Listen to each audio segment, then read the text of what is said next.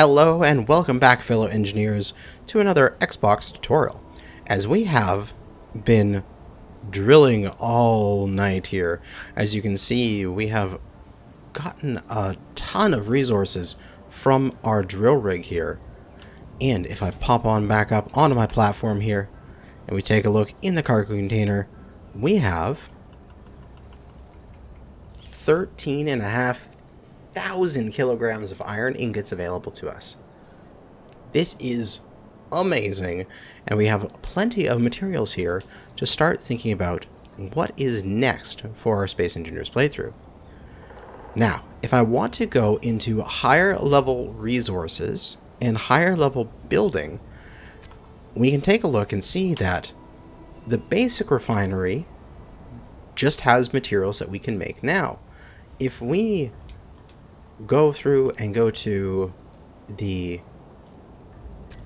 production medical and we look at the large refinery, it needs metal grids. If we look at the large assembler here, it also needs metal grids. However, we don't really have the capability of building metal grids at the moment, because if you remember, they need cobalt.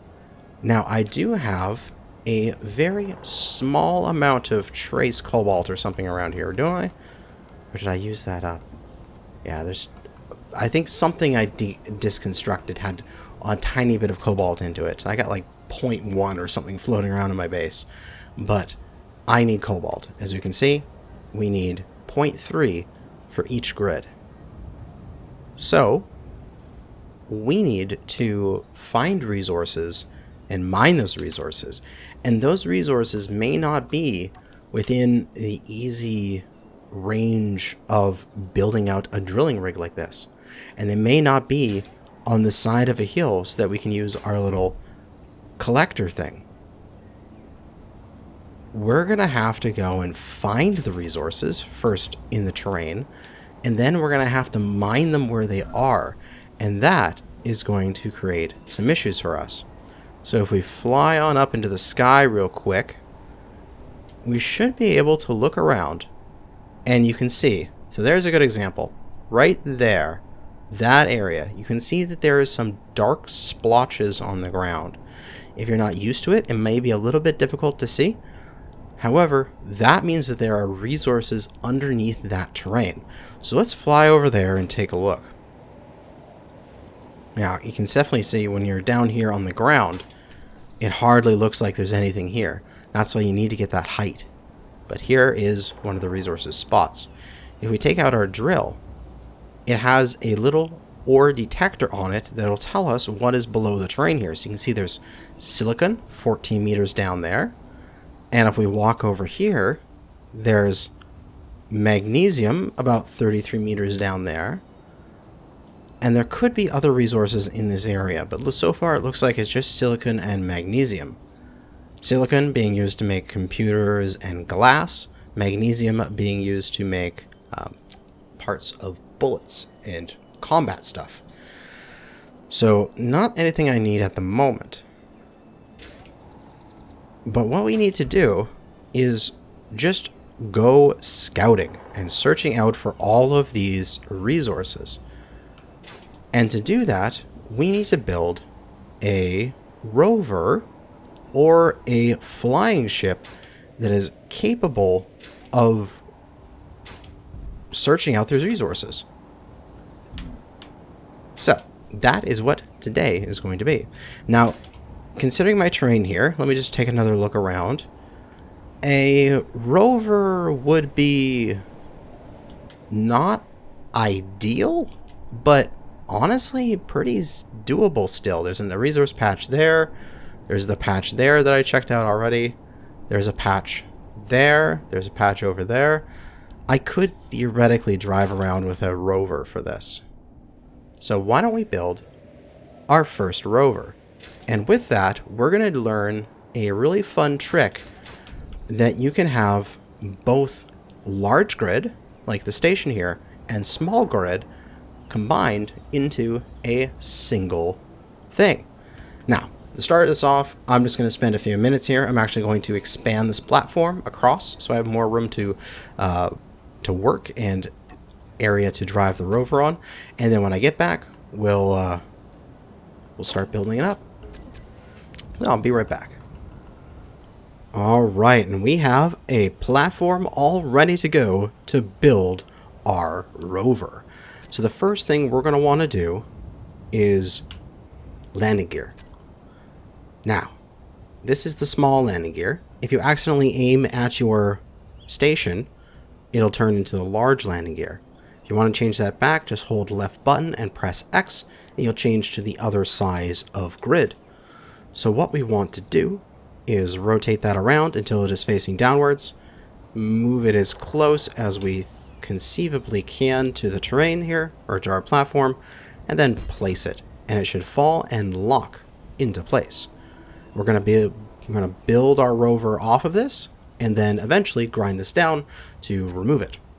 So I'm going to grab some armor blocks and get a few blocks up from where this is. So probably about 3 or so, and then this 4th block will actually be the rover. That should be enough for us to walk underneath it and be able to grind from the bottom. And also, we're going to place down a few blocks along here, and place by pressing up, slope. Yeah, it's got to orient this the right turning, there we go. And that way we can walk up and we can access the top of it, and we can jump on top of it as essentially like a catwalk. We've made ourselves a little gantry or such so that we can work on this without having to use all of our fuel in our backpack. So what I would suggest is that we're going to lay out a 3 wide section here.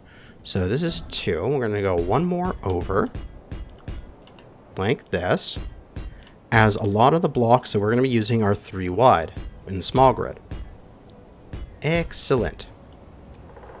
Okay, so let me just head on up there using our little thing. Up. There we go. So the first thing we're going to want to do is control this. We're going to need a control seat. So we're going to go over to Ship Essentials. Now we could put on a full-on cockpit, but it requires some bulletproof glass. We don't really need to do that yet. We'll just put on a control seat because this should be more than enough to drive this thing around. Essentially, we're just making a little buggy or go-kart almost, so we don't need something fancy. And we'll plop that down on the front, like so. Beautiful. Now, the other thing we're going to need is some power. So we should go over to production and medical, and on the bottom here we have batteries, and we actually have 2 options. We've got this full-size battery, which should be more than enough for what we need, and we have a small battery, which is perfect for your tiny little rovers or tiny little drones that we're going to be making later in this series. I think a full battery would probably be useful for me, and I can orient this how I wish, whether or not I want to have it, say, lying down so it's not too tall. I think I might do it lying down here. Then I'm thinking I'm probably going to want some form of storage on this as well, because I don't want to have it so that I just drive out to a location and then I can't bring anything back with me. I want to be able to load this up and come back. So I'm going to need some storage. So we'll go to gas and logistics, go down, and we have the medium cargo container. So we can go around to that one, and we can see that it actually is only available for small grid. You can see it just won't change to the large grid version. It is only available for small. On the bottoms, you can see it has a small cargo conveyor, and on the sides it has a large one. So we're going to want to use a large one facing backwards. And why not, we'll reorient this thing so the sides are facing to the sides. That way we could use them if we want to.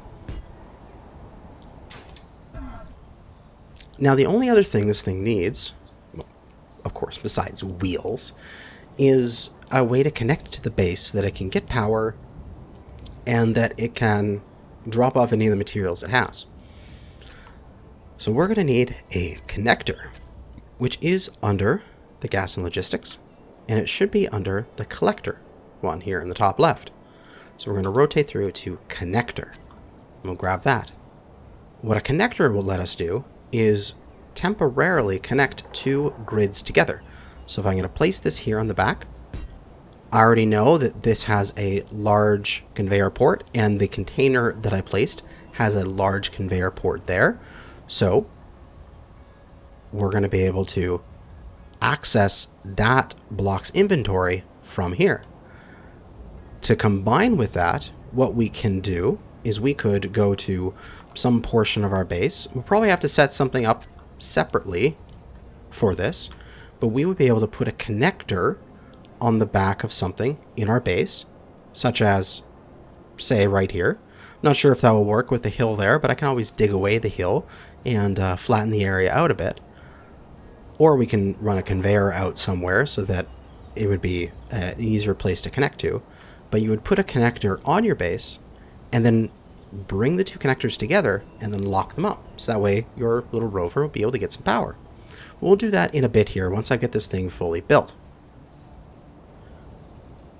Now, let's just extend out the bottom here that little bit more to cover the bottom of the connector. And we should be good to throw some wheels on this.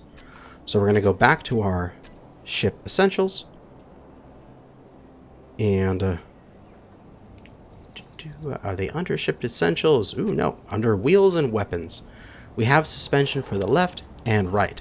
Now, realistically, you could put these on either side, although it's probably a good idea to keep track of which one's which. And also it helps you if you're looking at your control panel and it says suspension left, you know that's on the left side of your ship. So we'll grab our left, because that is the side that is open to us, and then we'll grind those little things away so we can put on the right side. So I'm going to orient my wheels here. There we go. And we want them facing this way.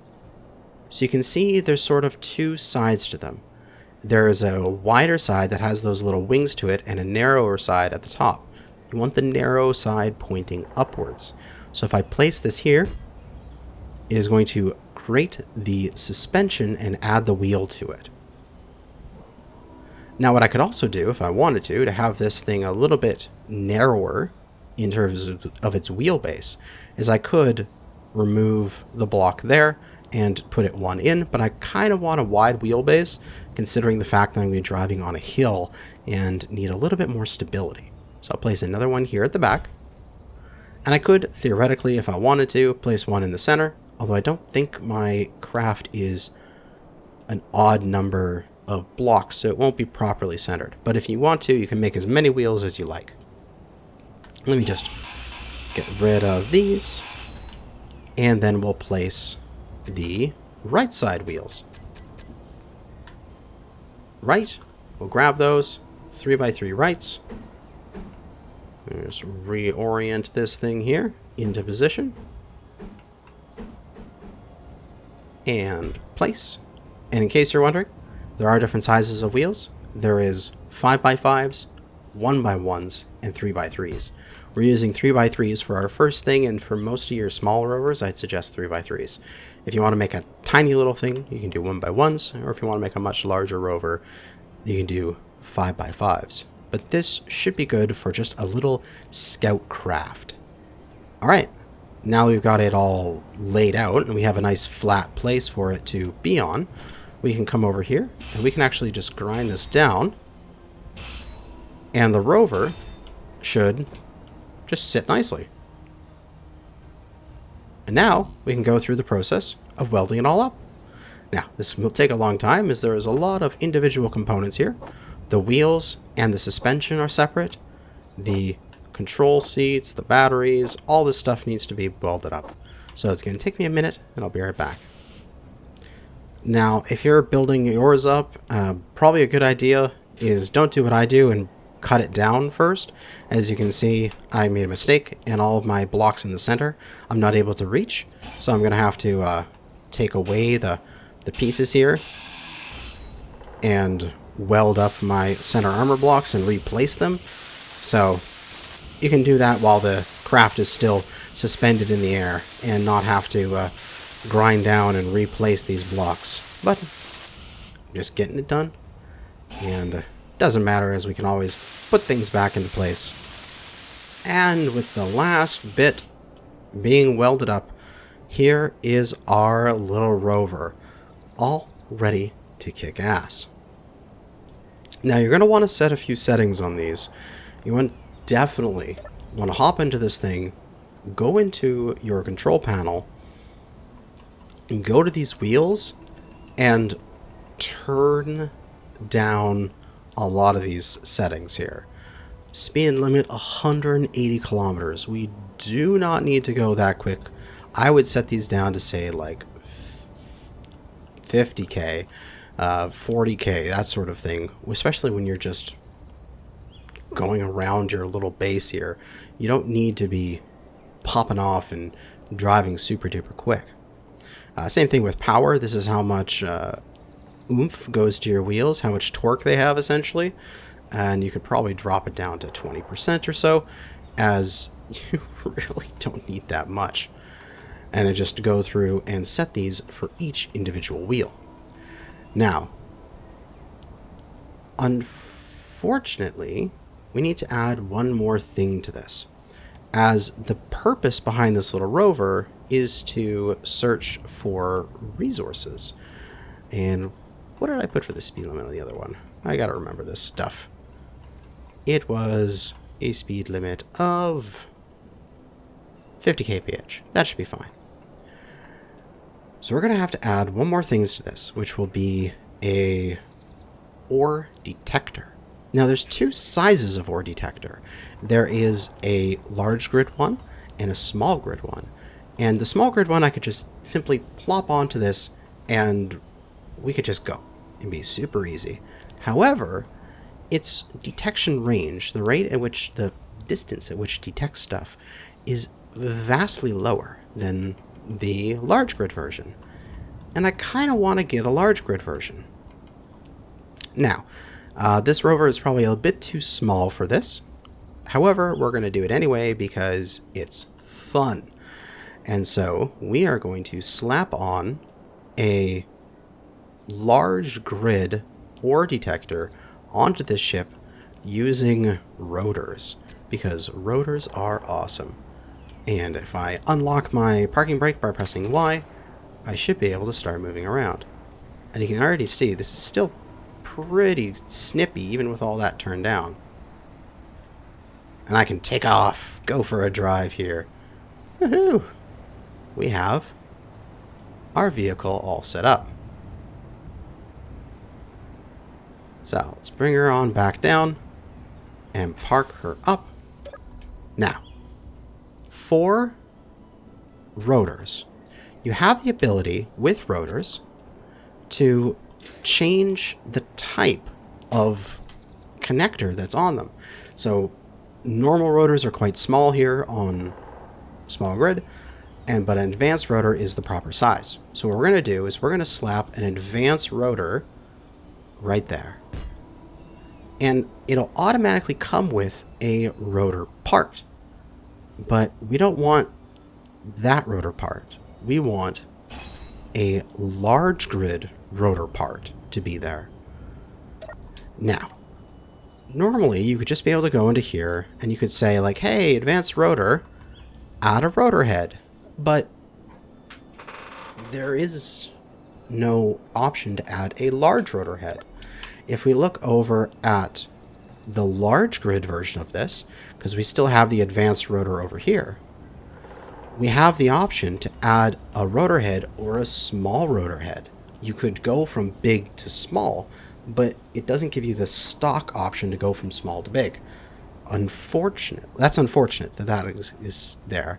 But fortunately, we can fake it till we make it, and we can just use a little bit of physics here to put a large rotor into that spot.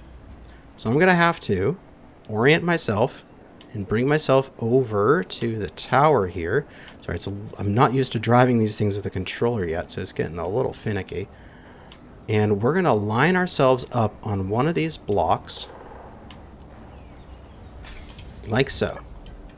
So we should be pretty much in line with the tower. We can go a little bit forward. We want to align that with this block here. So unlock that, a bit forward, and we're quite close. Another little bit. That'll be good.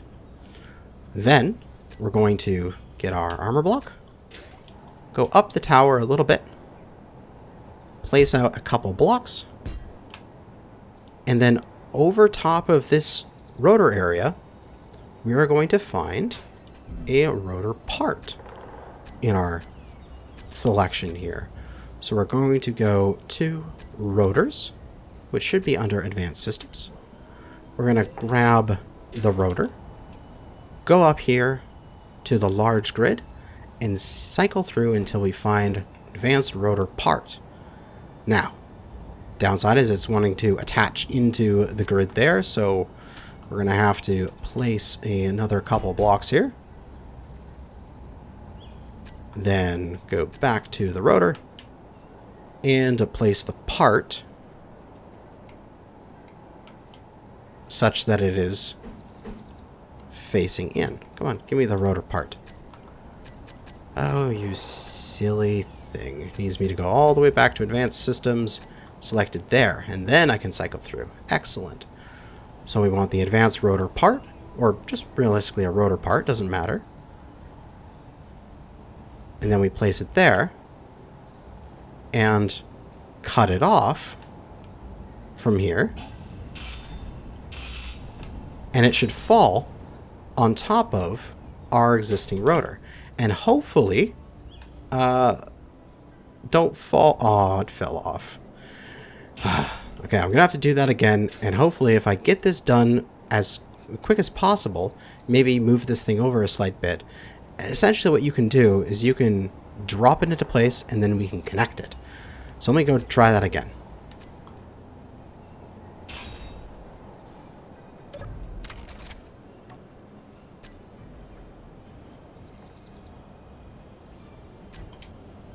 Oh, there we go.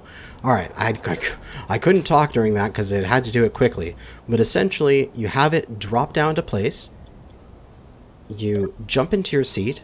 You go into your menu, control panel, go to your rotor, and then go down in the rotor settings to attach. And once you select attach, if the thing is close enough, it'll automatically get snapped into position.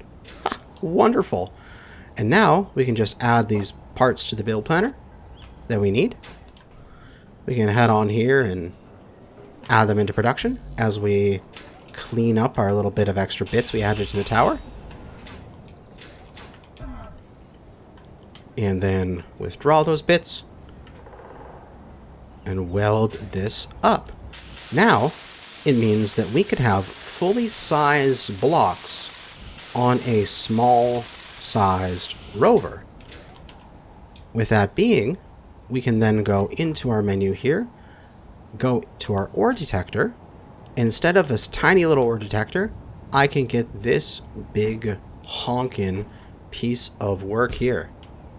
Beautiful. Now, this little rover is probably too small for this. I'm actually not going to put this on. You're going to need a larger rover to pull this stupidity off. But because I'm afraid if I'm going to go up and down these hills, this thing's going to flip if I have this much weight high up. But that is a way that you could, say, add a large ore detector onto a small grid. Alright, well, I'm going to cut this away for now. I've done what I needed to do. And we're just going to add a small ore detector to this ship here. And we'll get the pieces for it. Add that to my build planner. And then go and order up those parts. And it should just take just a moment. And then select all those parts out. And finish building this ore detector up.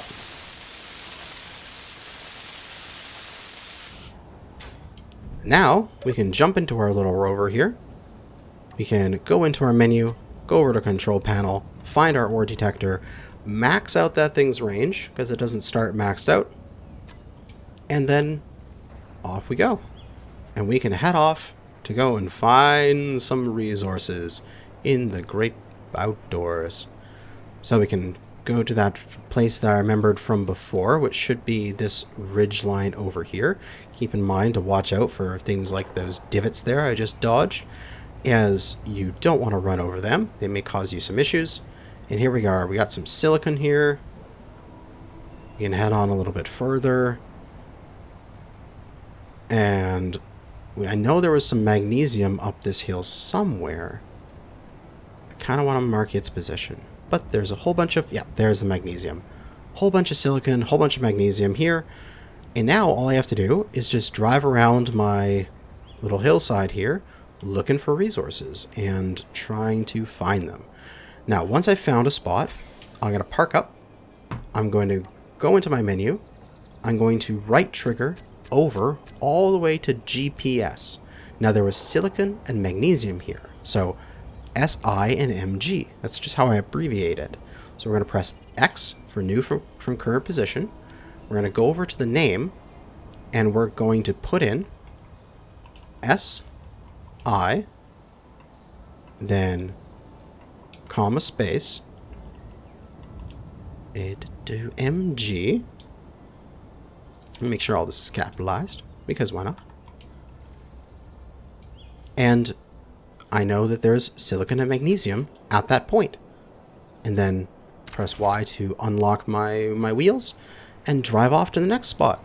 Easy peasy, lemon squeezy.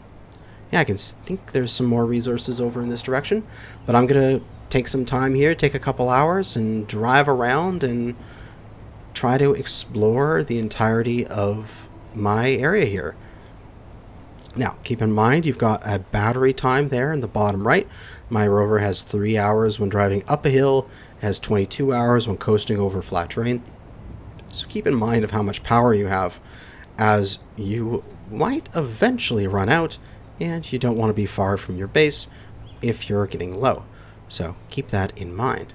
But for now, that's going to be it for this tutorial. We've got a little rover that we can go out and do some ore scouting with and possibly haul some stuff home. Thanks for watching, and good hunting out there, fellow space engineers.